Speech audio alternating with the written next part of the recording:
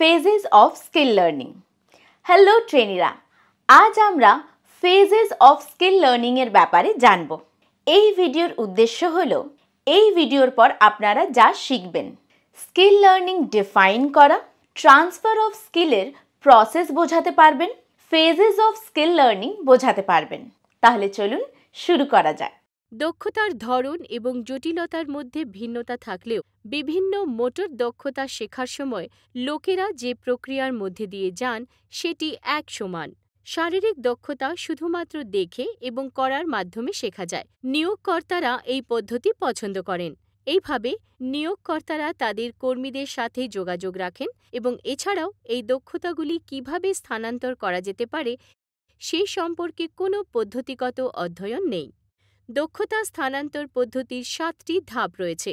এটি কিভাবে করতে হবে তা শিক্ষার্থীদের দেখান। এই সম্পর্কে গুরুত্বপূর্ণ বিষয়গুলি বলুন, তাদের শেখানোর জন্য এটি আবার করুন। তাদের কাজটি সহজ এবং জটিল অংশগুলি আলাদাভাবে করতে দিন। কপি করা, তাদের কাজ সম্পন্ন করতে সাহায্য করুন। লিঙ্কিং, চেক করুন এবং নিশ্চিত করুন যে তারা সমস্ত কাজ করে।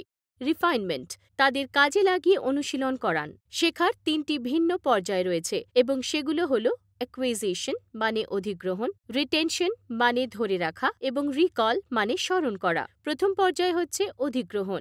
এই পর্যায়ে শিক্ষার্থী তার মন দিয়ে শিখবে। মনোযোগ এবং উপলব্ধি শিক্ষার এই পর্যায়ের প্রধান উৎস। উপলব্ধি মানে কোনো বস্তুকে তার অর্থ সহ দেখা। একজন শিক্ষার্থী কি শিখবে তা নির্ভর করে তার উপলব্ধি এবং সে কতটা মনোযোগ দিচ্ছে তার ওপর। শিক্ষার্থী তার মনোযোগ কেন্দ্রীভূত করে যে তাকে কি শিখতে হবে, কারণ সে তা শিখতে চায়। উদাহরণস্বরূপ, যদি কেউ টেলিভিশন বা রেডিওর মতো কিছুতে আগ্রহী হয়, তবে এই ডিভাইসগুলি কিভাবে কাজ করে তা জানতে তারা বিজ্ঞানে আগ্রহ নেয়। যদি এমন কেউ থাকে যে পুরস্কার পাওয়ার লোভে অনুপ্রাণিত হয়, তবে সে পুরস্কার জেতার জন্য সেই কাজে মনোনিবেশ করবে এবং সে সত্যি শিখতে চায় বলে নয়। লার্নিংয়ে অধিগ্রহণের উদ্দেশ্যের জন্য উভয় ধরনের প্রেরণা শেখার অধিগ্রহণের উদ্দেশ্য পরিবেশন করে। মনস্তাত্ত্বিকরা বলছেন যে একজনের অবশ্যই সেই জিনিসগুলিকে শোষণ করার এবং শেখার ক্ষমতা থাকতে হবে যা প্রশিক্ষক তাকে শেখাতে চান। এটাকে শেখার প্রস্তুতি বলে। শিক্ষার্থীর শেখার জন্য এই ধরনের প্রস্তুতি থাকা উচিত।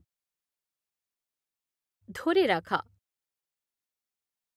লোকেরা তাদের শেখা জিনিসগুলি ভুলে যায় যদি তারা সেগুলি ব্যবহার না করে।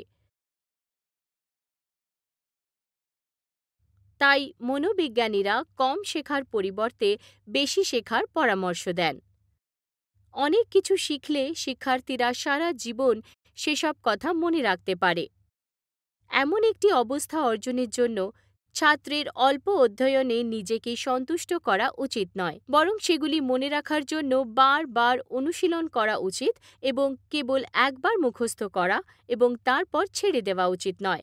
আরও একটা বিষয় যা একজন শিক্ষার্থীকে জিনিসগুলি মনে রাখতে সাহায্য করে তা হলো একটি গুরুত্বপূর্ণ বা প্রাসঙ্গিক ইভেন্টের সাথে তথ্য যুক্ত করা। আবেদন, শেখার 3য় পর্যায়কে রিকল বলা হয়, অর্থাৎ ছাত্র যদি তার স্মৃতি থেকে তথ্য স্মরণ করতে সক্ষম হয় এবং প্রয়োজনের সময় তা উপস্থাপন করতে পারে, তাহলে তার শিক্ষা সম্পূর্ণ হয়। আসুন দেখি অ্যারিস্টটল এই নীতি সম্পর্কে কি বলেছেন। কোনো কিছু মনে রাখতে হলে তার সঙ্গে আমাদের মনের অন্য কোনো কিছুর সম্পর্ক থাকতে হবে।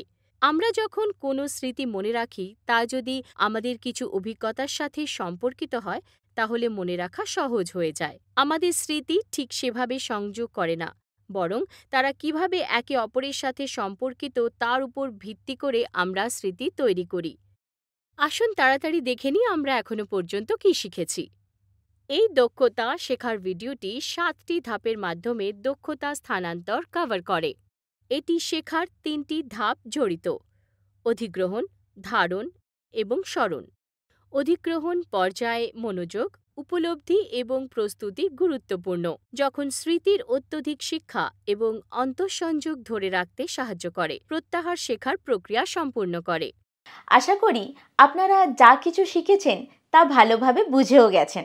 দেখা হচ্ছে পরের একটি রোমাঞ্চকর ভিডিও নিয়ে। ততক্ষণের জন্য ধন্যবাদ এবং বিদায়।